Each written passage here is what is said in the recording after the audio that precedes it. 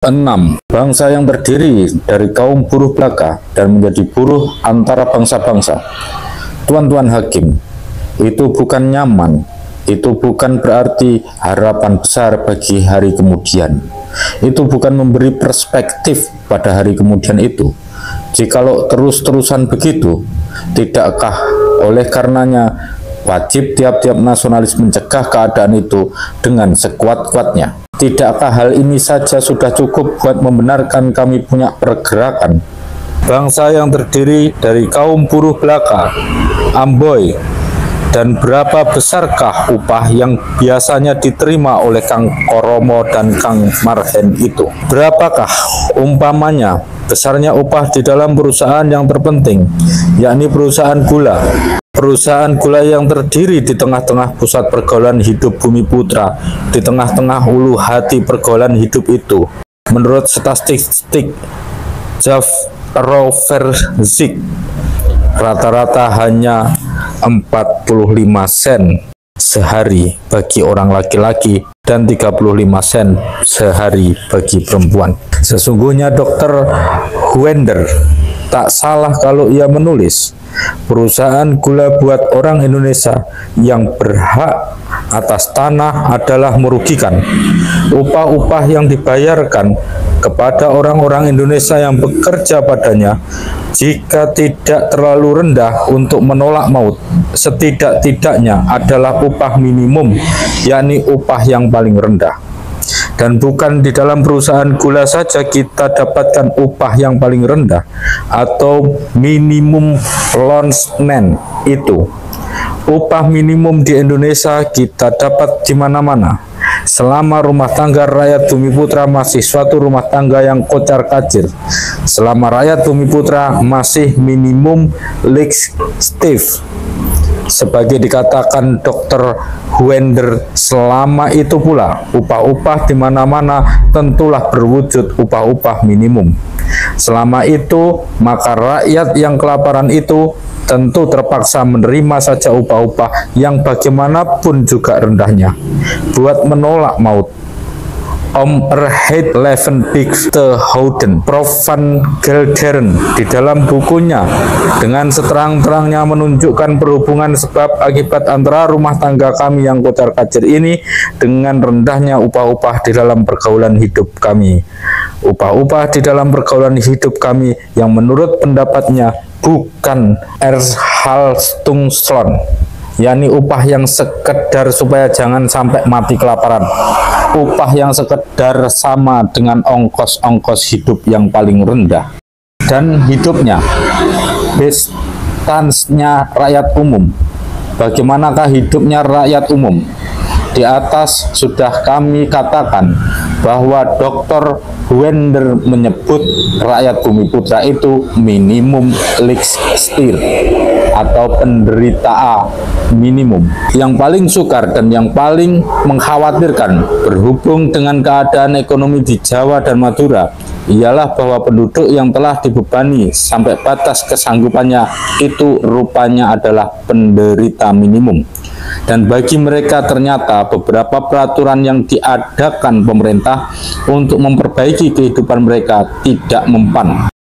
Begitulah kesimpulan Dr. Huender dan Prof. Boyke di dalam bukunya Head Zagelix and Personal Element in the Colonial Welfare Politik, berkata, si tani kecil, Pak Tani Jawa yang miskin itu bukan saja melarat hidupnya, tapi bisa pula mempengaruhi apa-apa kesejahteraan sekelilingnya.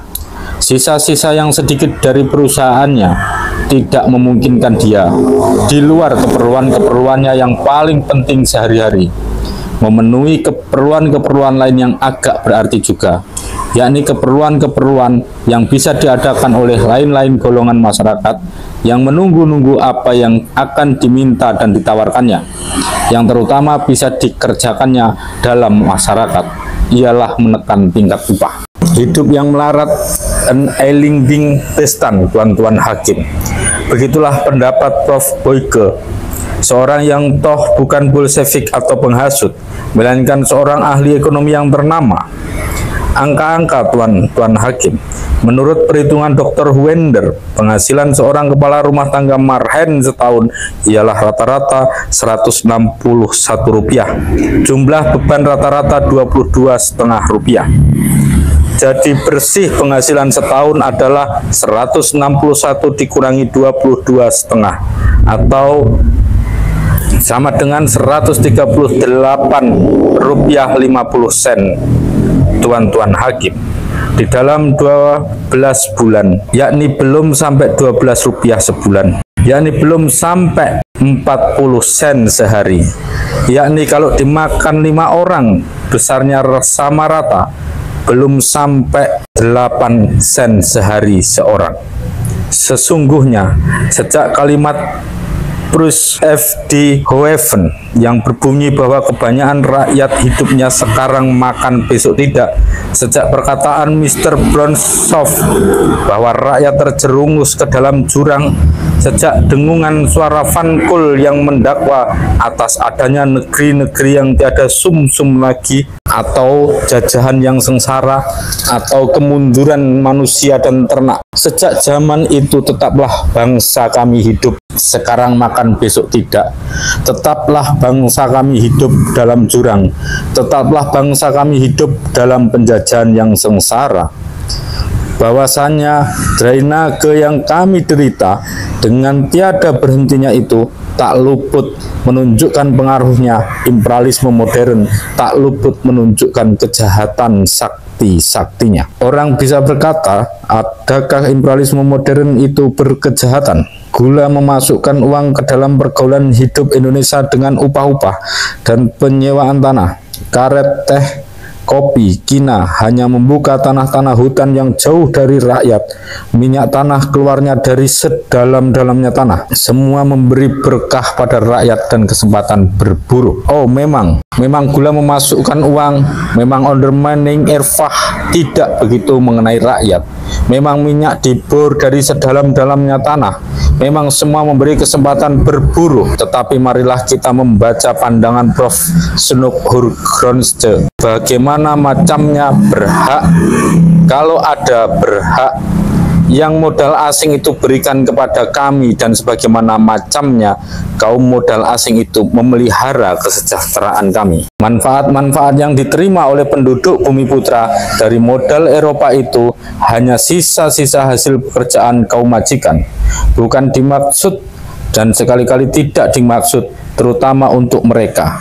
Tujuan mereka ialah cari duit. Seandainya wadah gula tadi untuk memakai perbandingan Collins mulai kosong oleh karena satu atau lebih hasil-hasil bumi mengalami krisis harga, maka segeralah semut-semut itu menyusup lagi ke dalam tanah dengan tidak memperdulikan sedikit juga nasib rakyat yang 35 atau 50 juta. Yang tadinya senantiasa mengisi wadah gula itu, selama seperti sekarang ini, semut-semut itu berdesak-desak menggerumuni wadah gula itu. Artinya, selama undermining Eropa itu beroleh untung, maka kepentingan orang Bumi Putra terhadap usaha mereka yang sewajarnya untuk mencapai untung yang lebih besar lagi tidak aman jika tidak ada alat penjagaan yang kuat. Orang tidak usah seorang anti kapitalis untuk mengerti